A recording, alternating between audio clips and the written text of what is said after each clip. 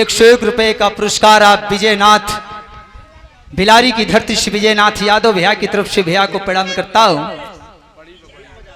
अच्छा विजय यादव आप सम्मानित भैया की तरफ से प्रणाम करता हूं, लेकिन कजरी की शुरुआत यहीं से करता हूं। कैसे बच्चे दलाए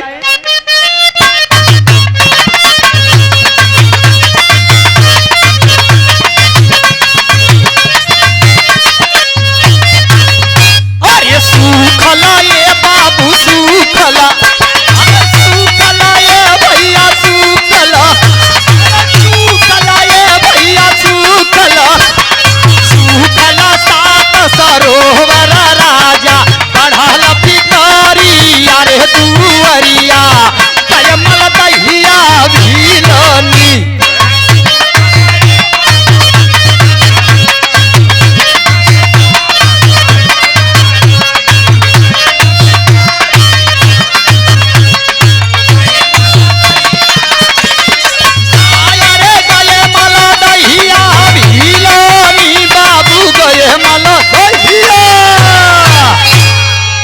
जरा गौर करिएगा गीत पे।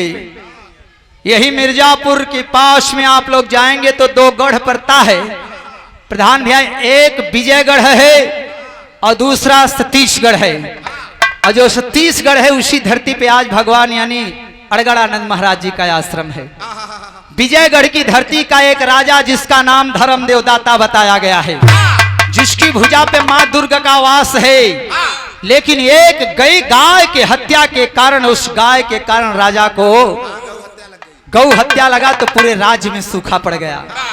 जिसके कुल गुरु उस समय गुरु गोरखनाथ थे, पास में पहुंचा, प्रभु बताइए कैसे इसका निजात हो। उन्होंने कहा कि अपने महल के चारों तरफ मिला करके 7 तालाब खुदवाओ और किसी पतिव्रता नारी से उसमें पानी डलवा दो, अगर लबालब तालाब भर गया तो फिर से हरा भरा तेरा राज्य हो जाएगा। राजा ने तालाब खुदवाया और ऐलान कर दिया कोई भी पतिव्रता नारी आ करके तालाब में पानी डालेगी कच्चा घड़ा से तो उसे मैं अन्न धन से भर दूंगा। अब जब इतना ऐलान करें तो पता चला कि पूरे राज्य में जितना बेरोजगार हुए उस सब बेरोजगार अपने अपने मेहरारू का हाथ पकड़ के संजय से लाइन लगा दिए। सवेरे पानी मेहर डाली, अन्न धन मिली, काम करे जरूरत न रजा आराम से रहल जाई। और राती से लाइन लगल, जब भोर भइल पानी डाले के खातिर तो राजा ने दूसरा ऐलान कर दिया, जो भी दुल्हन पानी डालेगी अगर लबालब तालाब भरा तो सोना चांदी दूंगा, अगर पानी नहीं हुआ तो उसके पति को यहीं पे फांसी पे लटका दूंगा। तो पता चला कि पहल की जो नंबर 1 लाइन में खड़ी है, सवेर भइल घंटा बजा कि पानी डालो कच्चा घड़ा से, तो वो अपन पैर पीछे करे लागल। अब वो कम मर्दवा पीछे से धक्का देता, जो आगे बढ़, जो पानी डाल। मेहरिया का तो सैया ऐसा ना हो सकेला कि पहले हमारे पीछे वाले डालें तब हम डाली। मर्दवा कले रहे तेरी माँ की खिचड़ी खियाए, जब वह पानी डाल दे तय का बाबा जी घंटा डलबा, चल पानी डाल, तब आवाज दे दिया सैया मैं पानी नहीं डाल सकती, मुझे क्षमा करिए क्योंकि मैं नैहर में अगरबत्ती जला चुकी हूँ। एक बार जीजा के घरे गईली, वहीं पे ऐसन घटना घटल कि हम आज पतिव्रता दूसर की जवन रही, जब इतना सुने पहलकी का तो 4 कदम कूद के पीछे गए। हम तो यहू से खतरनाक डेंजरस में है। आखिरकार आओ पंचो, धीरे धीरे पूरी लाइन खत्म हो गई। कोई पतिव्रता जब नहीं दिखा तब कवि को लिखना पड़ा। कैसे? तो पूरा नगर पतिव्रता नहीं भाई, अरे देख के राजा गए बाबा,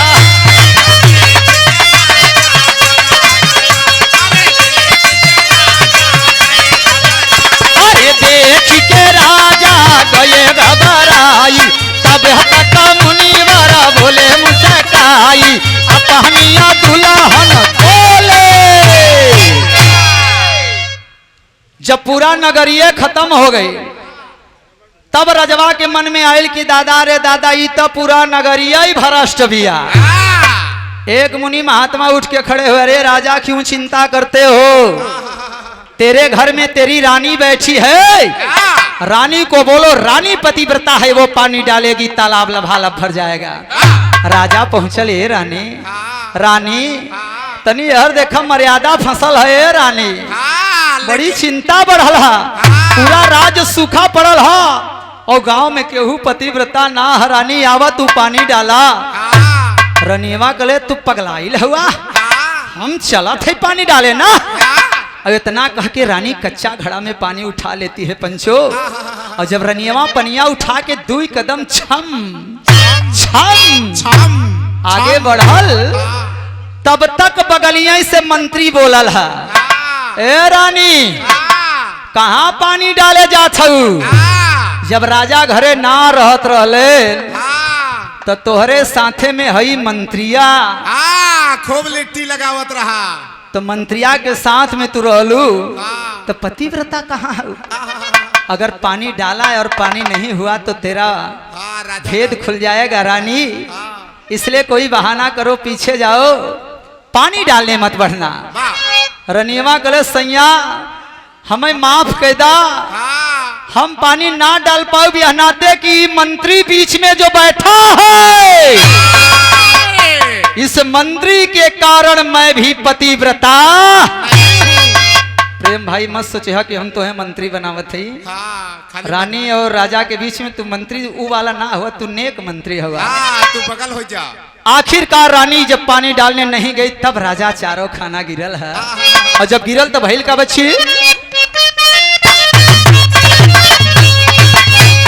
बिहाले आए बाबू बिहाले, बिहाले आए भैया बिहाले आ, बिहाले आ मुनि बड़ा वही दमा देखा, अबया डारी यारे दुवरिया रही मल दहिया।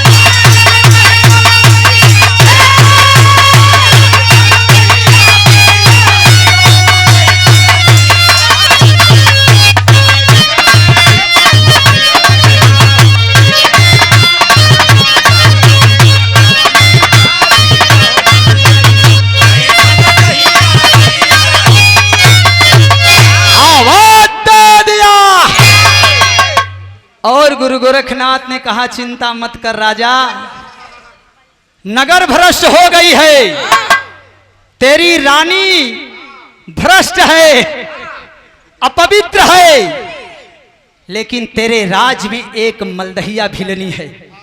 प्रधान भैया, जो जाति में सबसे नीचा स्तर होता है वो मलदहिया भिलनी माँ विधवा है, 3 वर्ष पहले उसका पति मर चुका है, एक मासूम सा बच्चा है उसकी गोद में, उसके पास में जाओ, वो पानी डालेगी और तालाब हरा भरा हो जाएगा। राजा पहुंचल है पंचो, माई मलदहिया से हथजोरी के लिए, माई के लिए, अरे राजा इतना छोट काम खातिर तोहे आवे के पड़ गई, किसी से संदेशा भेज देते, मैं खुद चली आती, मैं खुद आ जाती। रजवा करे ना माई चल, ना तो पूरा नगरिया का मान सम्मान चल गई, और हमारा रनियवा तो ऐसा नाक कटौले है कि हम कहीं मोहे दिखावेला ना है।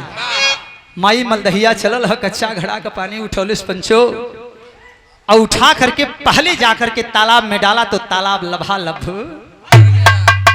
दूसरे दिन दूसरा तालाब, और इसी तरह से 6 दिन में 6 तालाब को रानी माई मलदहिया ने भरा है। और जब 6 तालाब भरल तो 7वें दिन राजा ने ऐलान कर दिया, कल 7वां तालाब भरेगा और माई मलदहिया को राजा के बगल का आसन देकर के सम्मानित किया जाएगा।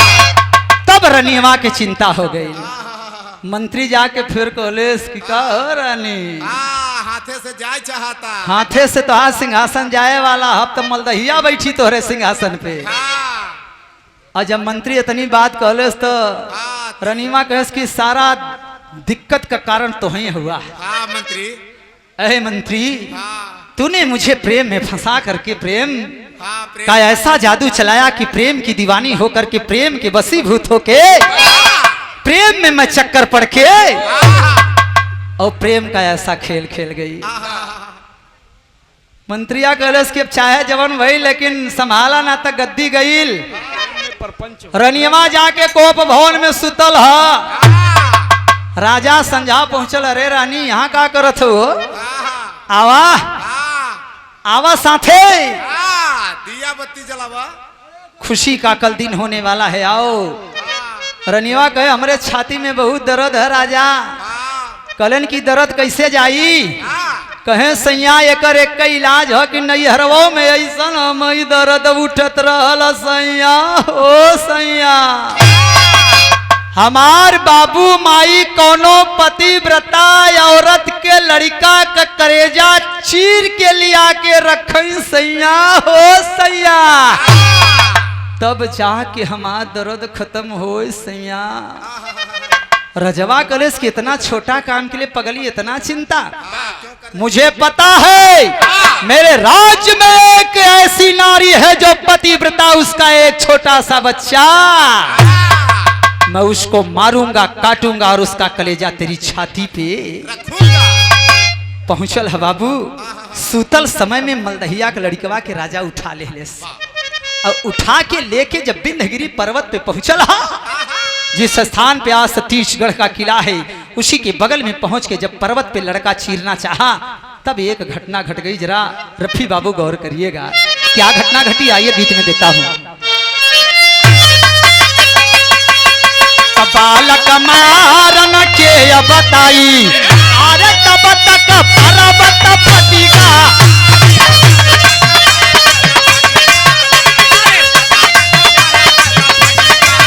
अरे तब तक पर्वत फटिगा भाई, एक मियां नया साह देखाई, राजा उनके कर दो। जो ही बालक को राजा मारना चाहा तब तक एक पत्थर फटा है और पत्थर को चीरता हुआ एक मियान साह बाबा निकलता है और आवाज दिया, अरे मूर्ख राजा, जिसकी मां के कारण पूरे राज्य में हरियाली आने वाली है उसी का बच्चा मार रहा है। तेरे जैसा पापी दुनिया में कोई नहीं। राजा काम के वशीभूत था, मियान साह बाबा के गर्दन को काट दिया और बच्चे को बीचों बीच चीर करके उसका कलेजा निकाल करके रानी के छाती पे रख दिया। लेकिन जब हर छाती पे रखे चलल, तब तक दुर्ग का देवी दाहिना भुजा छोड़ दे राजा और छोड़ करके दाहिना भुजा जा करके वही माई मलदहिया के झोपड़िया में 6 महीना का बिटिया बन के रोए लगले। आकाशवाणी हुई, अरे माँ तू यहाँ सोई है, तेरा बेटा ले जाके राजा धर्म देवदाता काट दिया है। नींद खुलल, बिटिया रोवत गोदिया में उठा के दौड़त के महलिया में माई गई। अरे राजा कवन गुनाह कैली, हमार लड़का मार देहला। रनियवा मौका पौले है, राजा देख लो, इसे तुम पतिव्रता कहते थे, इसका पति 3 साल पहले मर चुका है और जब इसका पति 3 साल पहले मरा तो इसकी गोद में 6 महीने की बच्ची कहां से आ गई?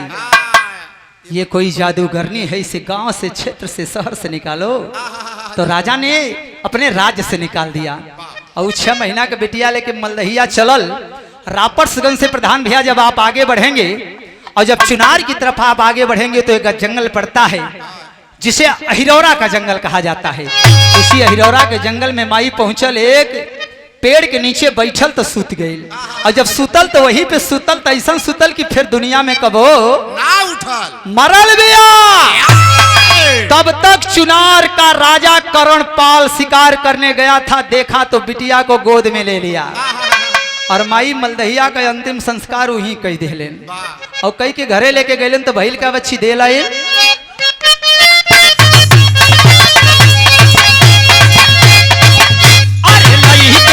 बाबू लई गया, अरे लई गया ये भैया लई गया, लई गया बाबू लई गया, लई गया राजा कहीं ले देखा वही नगारी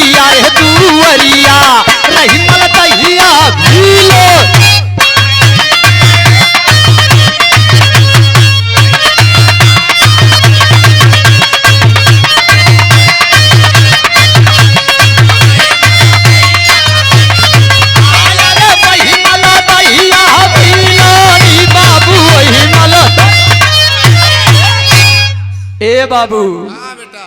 अब जब तुम बाबू हुआ, हाँ तू बतावा हमारा बेटवा है या? आओ बाबू, आवाज दिया है हाँ और बिटिया को लेकर के पहुंच गया अपने नगर में।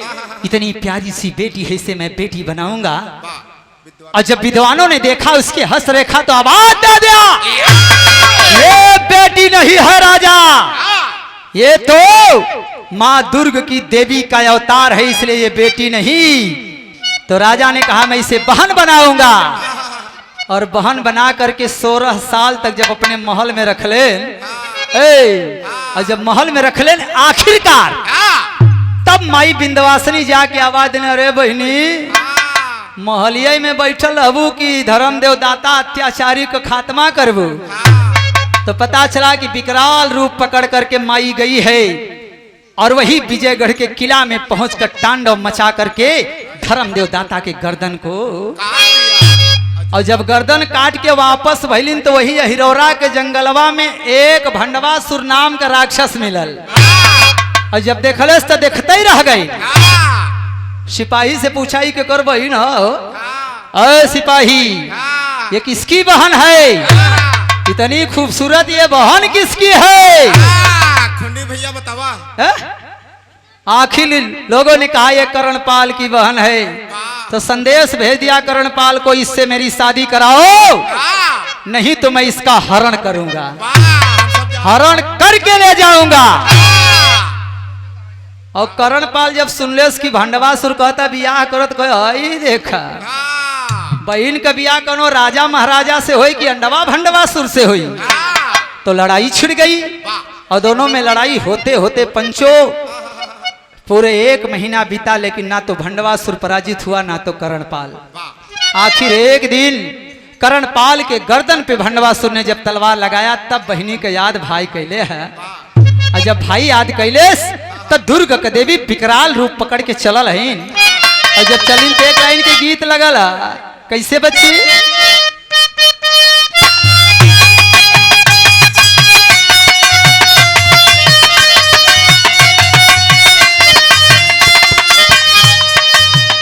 अरे एक बाना गाइले दूसरे बना वा गईले होती सारे बनावा। तो मिलल बाटे का शरवा हो दूसरे बनाना। बिरहा और कजरी में प्रेम भाई यही एक अंतर है। क्या? बिरहा में चोरी किया जाता है।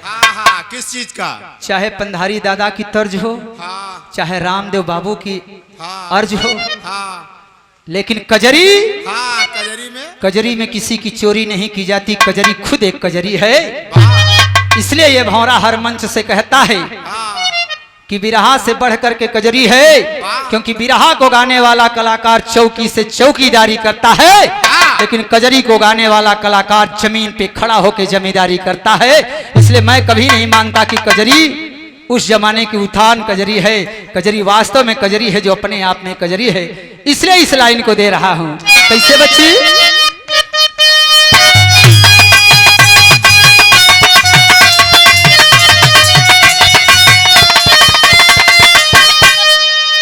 अरे चलाली भाहा बनिया वही बमका परलई कही घरिया ओ तलावरिया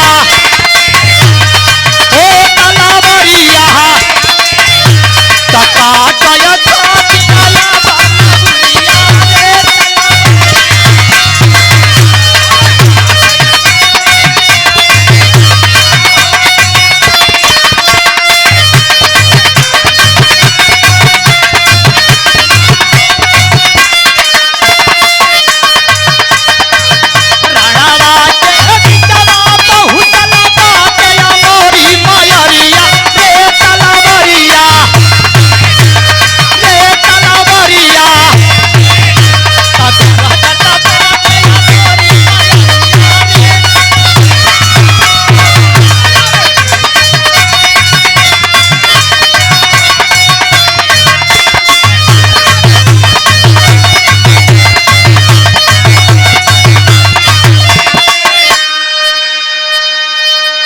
विकराल रूप को माँ ने पकड़ा है।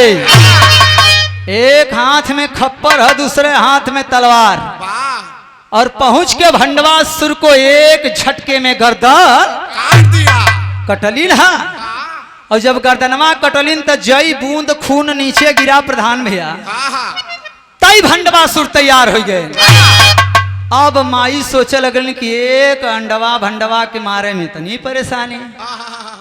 करण पालव सोचा था कि अब बहनी का करबू, इतना भंडवासुर हो गए। पहले तो एक ही भंडवासुर मारत रहे, इतना भंडवासुर हो गए। तब माई विंध्यवासिनी दोबारा अली न रे पगली, एके मारे के है तो जोन खप्परवा में खुनवा गिरी ओके नीचे मत गिरे, तो यही खप्पर में रोपला और एके पी जइहा। माई दुर्गा देवी करें हम कबो खून नहीं पिए है। कहे अगर तू ना पियलू तो दूसर की बहनिन के बोलावा साकिन डाकिन नाम के, और यही खप्परवा में बैठावा पूरा खुनवा उहे लो। आखिरकार दोबारा खून मारना शुरू किया, सभी भंडवासुर को मार करके गिराया है। जितना खून गिरल खप्पर में दोनों डाइन माई खा गई। और जब साकिन डाकिन पियलिन हा, आखिरकार भंडवासुर का नाश हो गया। लेकिन जब माई विकराल रूप में आगे बढ़लिन तो पूरा नगरिया ही भंडवासुर दिखाए लगा। अब हाहाकार मचल की माई के रोकी के, तब भगवान भोलेनाथ पहुंचे हैं। देवी शांत शांत देवी, और हिरौरा के जंगल में जहां पे माँ दुर्ग की देवी की कलाई को पकड़ने का काम भगवान शंकर ने किया, आज की तारीख में वहीं पे माँ भंडारी देवी के नाम से एक मंदिर बनी है।